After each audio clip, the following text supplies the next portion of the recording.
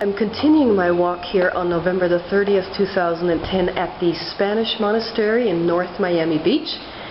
I'm being escorted here by a real expert on this property, Sandra Washington, who is a tour guide here.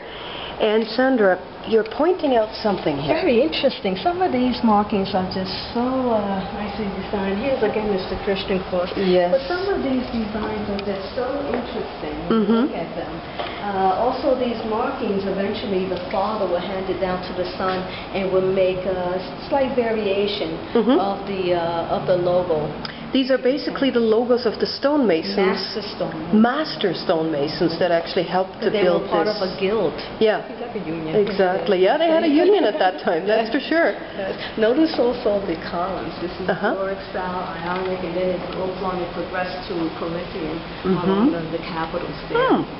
Very interesting. So all sorts of different styles of columns. Different styles of columns. As art progressed, you know, but you can see the difference now. We're about to enter the chapter house.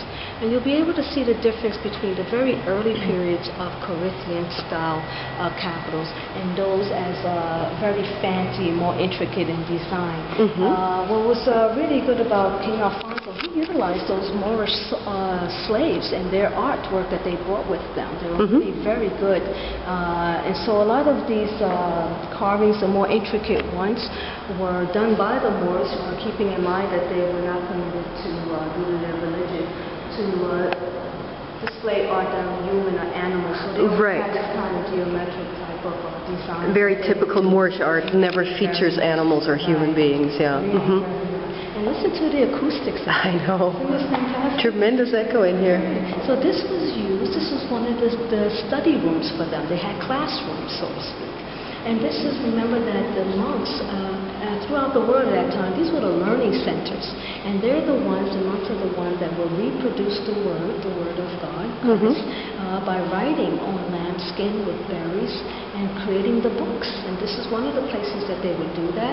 They would also get the instructions by the abbot being the head of the monastery, where they're at. They would sing, chant.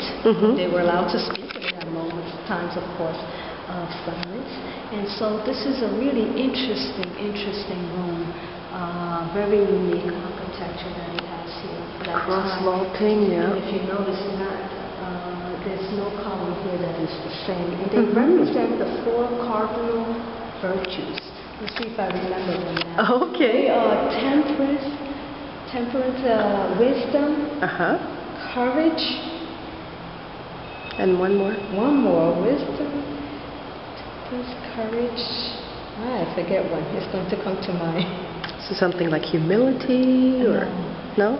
Courage, wisdom, temperance. Piousness? No. No, I want to say justice, but I can't. Okay. But, it'll come to you. Yes, it'll come to you.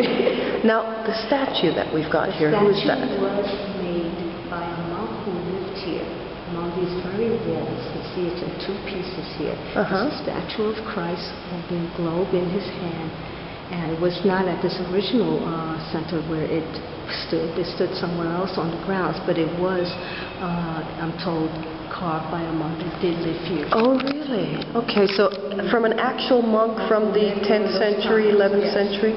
Wonderful. The 11th century. Where are we going next? So we're going to go up here. Okay.